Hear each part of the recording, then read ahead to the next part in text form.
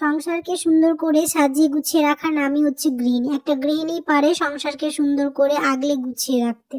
আসসালামু আলাইকুম, কেমন আছো তোমরা সবাই? আনিসা লাইফস্টাইল ব্লগে তোমাদের আরেকবার স্বাগত জানাই। কাছে দূরে যে যেখান থেকে আমার ভিডিওটি দেখছো, আশা করছি তোমরা সবাই অনেক ভালো আছো।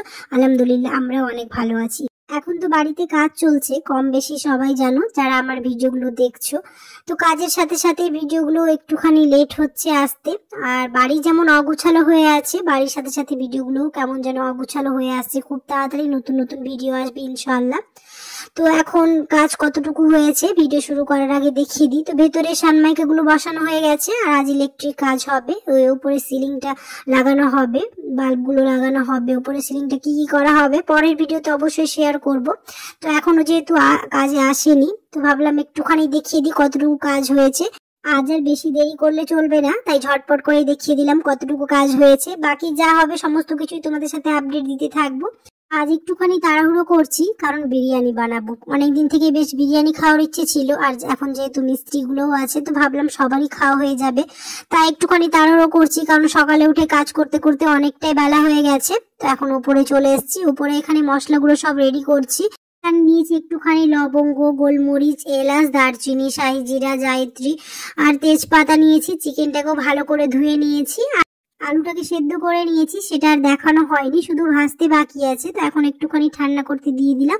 চিকেনটাকে ম্যারিনেট করে নেবো, তার জন্য দিয়ে দিলাম হচ্ছে আদা রসুন বাটা।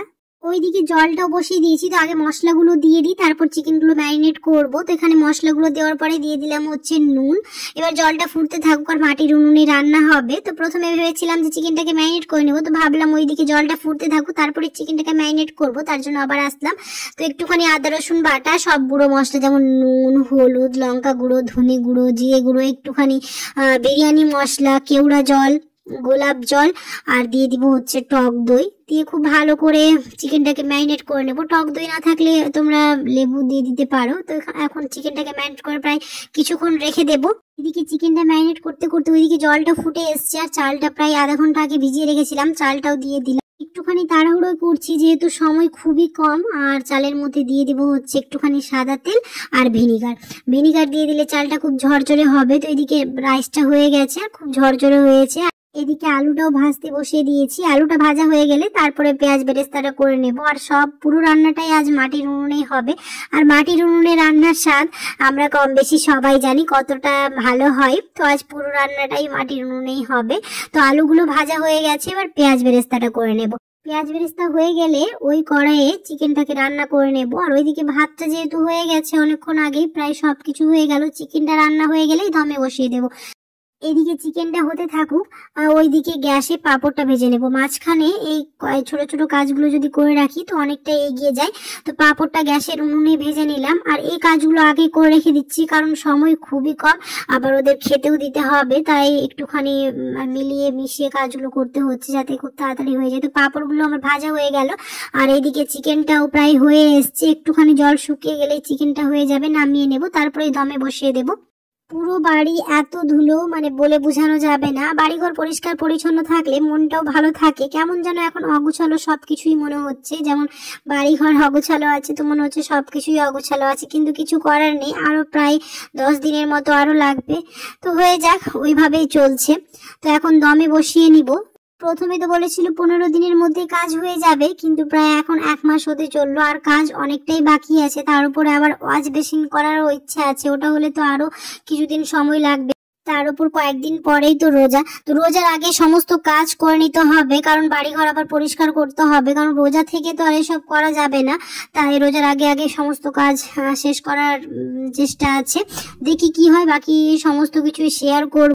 সকালের জল খাবার বানিয়ে খেতে খেতেই দুপুরের খাবার বানানোর সময় হয়ে যাচ্ছে। তখন ওই একটা প্রেশার থাকছে যে দুপুরের খাবার বানাতে হবে, আবার টাইমলি সমস্ত কিছু করে নিতে হবে, কারণ ওদের আবার খেতেও দিতে হবে। তাই চেষ্টা করা হয় যে 1টার আগে যাতে সমস্ত কাজ হয়ে যায়, যাতে ওরা সময় লাঞ্চ করতে পারে।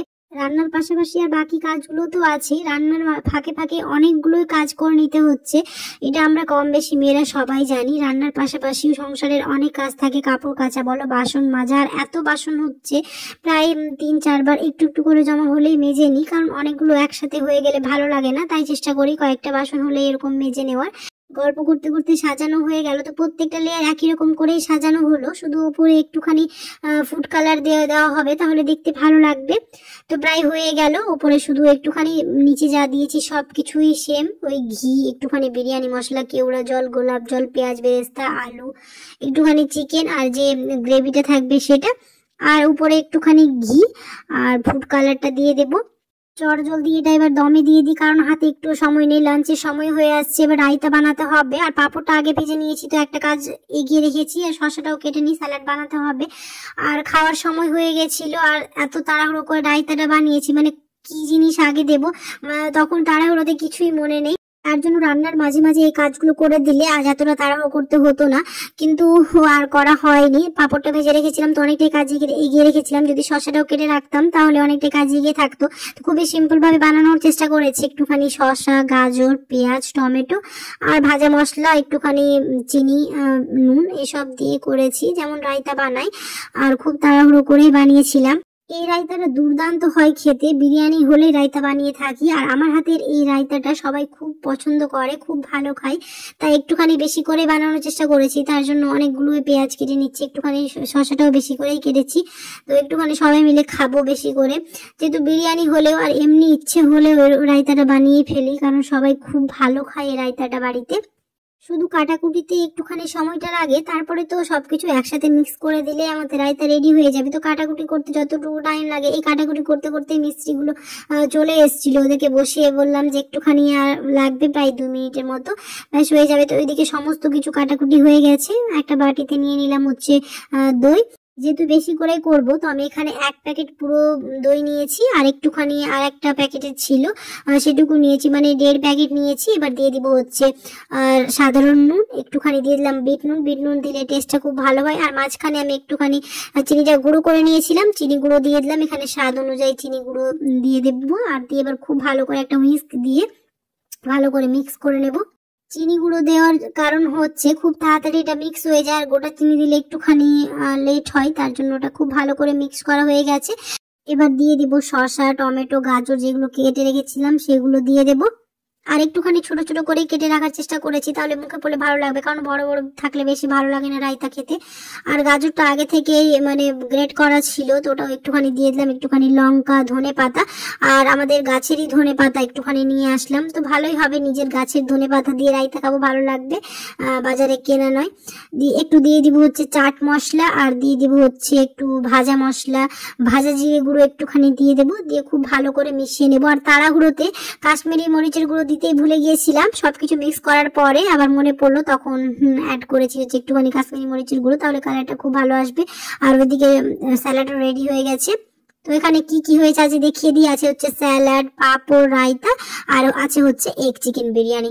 এই ছিল আমাদের আজকের দুপুরের খাবার। কেমন হয়েছে কমেন্টে জানিও। দুপুরের খাবার পরে আর তেমন কোনো ভিডিও বানাইনি, আর আজ কতটুকু কাজ হয়েছে ভাবলাম তোমাদের সাথে শেয়ার করি। ভেবেছিলাম যে ওপরের আজ ইলেকট্রিকের কাজটা হবে, কিন্তু আজ আর হয়নি। পরের ভিডিওতে ইনশাল্লাহ সেটা হচ্ছে শেয়ার করব যদি হয়ে যায়।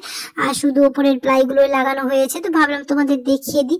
আরো প্রায় অনেক কাজই আছে, এখন উপরের সানমাইকাগুলো বসাতে আছে, আর আগে ওপরের কাজগুলো সব করে নেবে, তারপরে নিচের কাজগুলো করবে। তো নিচের কাজগুলো এখনো করতে শুরু হয়নি।